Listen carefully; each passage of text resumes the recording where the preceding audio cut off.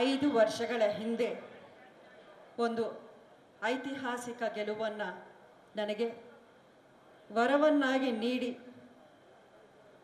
ನನಗೆ ಆಶೀರ್ವಾದ ಮಾಡಿದ ನನ್ನ ಹೆಮ್ಮೆಯ ಕ್ಷೇತ್ರ ಹಾಗೂ ಸ್ವಾಭಿಮಾನದ ಜಿಲ್ಲೆಯ ಎಲ್ಲ ಆತ್ಮೀಯರು, ಹಿತೈಷಿಗಳು, ಅಂಬರೀಷ್ ಅವರ ಅಭಿಮಾನಿಗಳು, ನನ್ನ ಪ್ರೀತಿಯ ಹಿರಿಯ ಮಗ ದರ್ಶನ್ ಅವರ ಅಭಿಮಾನಿಗಳು, ಅಭಿಷೇಕ್ ಅಂಬರೀಷ್ ಅವರ ಅಭಿಮಾನಿಗಳು, ಜೊತೆಗೆ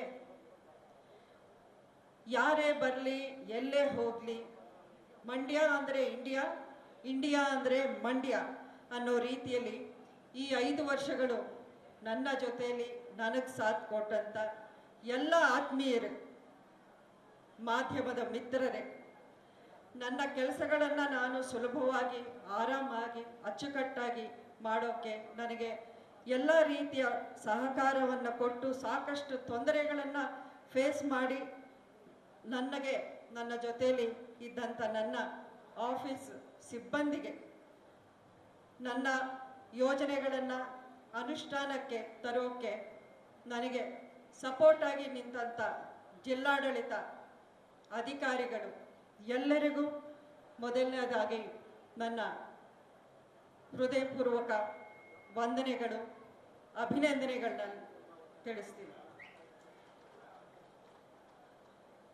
ಅತಿ ಮುಖ್ಯವಾಗಿ ಓರ್ವ ಪಕ್ಷೇತರ ಅಭ್ಯರ್ಥಿಯಾಗಿ ನಿಮ್ಮೆಲ್ಲರ ಒತ್ತಾಯದಿಂದ ಅತ್ಯಂತ ಸವಾಲುಗಳು ಹಾಗೂ ಕಷ್ಟತರವಾದ ಒಂದು ನಿರ್ಧಾರವನ್ನು ನಾನು ತಗೊಂಡಿರೋ ಒಂದು ಸಂದರ್ಭದಲ್ಲಿ ಅದನ್ನು ಸಂಪೂರ್ಣವಾಗಿ ಮನಸ್ಫೂರ್ತಿಯಾಗಿ 7 ಲಕ್ಷಕ್ಕಿಂತ ಹೆಚ್ಚಿನ ಮತಗಳನ್ನು ನನಗೆ ಹಾಕಿ 1.25 ಲಕ್ಷದ ಮತಗಳ ಅಂತರದಿಂದ ನನಗೆ ಅಭೂತಪೂರ್ವವಾದ ಗೆಲುವನ್ನು ಕೊಟ್ಟ ಮಂಡ್ಯ ಕ್ಷೇತ್ರದ ಮಹಾಜನತೆಗೆ ನಾನು ಶಿರಸಾವಹಿಸಿ ನಮಸ್ಕಾರಗಳನ್ನು ತಿಳಿಸೋಕೆ ಇಷ್ಟಪಡ್ತೀನಿ.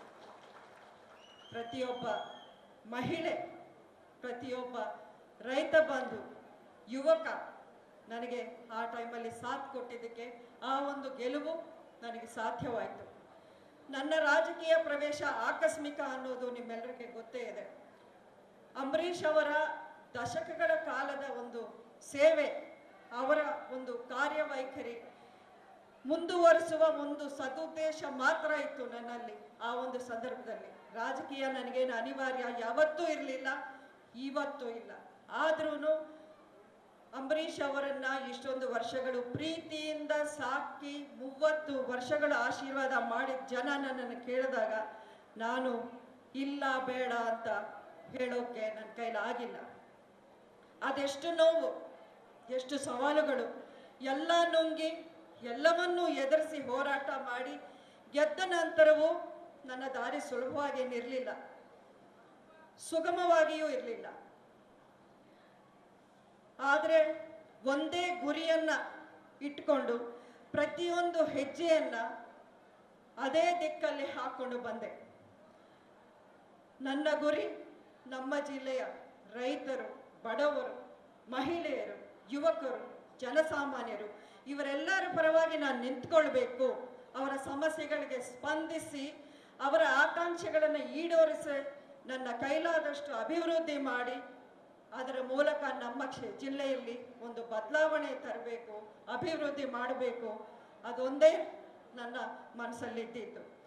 ಈ 5 ವರ್ಷಗಳಲ್ಲಿ ಇದಕ್ಕೆ ಸಾಕಷ್ಟು ಶ್ರಮ ವಹಿಸಿ ಅಡಚಣೆಗಳು, ಅಡೆತಡೆಗಳನ್ನು ಎದುರಿಸಿ ನನ್ನ ಗುರಿಯನ್ನು ತಲುಪುವ ವಿಷಯದಲ್ಲಿ ನಾನು ಒಂದಷ್ಟು ಯಶಸ್ವಿಯಾಗಿದ್ದೀನಿ ಅಂತ ಹೇಳ್ಕೊಳ್ಳೋಕ್ಕೆ ಇವತ್ತು ನಿಮ್ಮ ಮುಂದೆ ನನಗೆ ಹೆಮ್ಮೆ ಆಗ್ತಾ ಇದೆ. ಇದಕ್ಕೆ ಸಾಕ್ಷಿಯಾಗಿ ನೀವು ಈಗ ತಾನೇ ಒಂದು ಸಾಕ್ಷ್ಯಚಿತ್ರವನ್ನು ನೀವು ನೋಡಿದ್ದೀರಾ.